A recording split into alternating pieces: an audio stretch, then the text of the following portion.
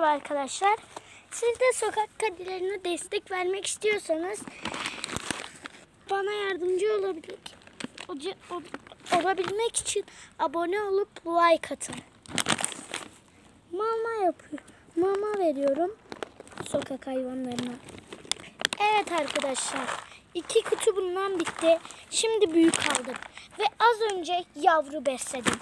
Eğer siz de bana destek olmak istiyorsanız abone olup like atın.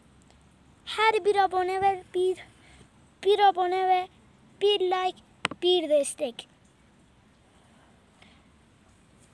O zaman video kapansın. Görüşürüz.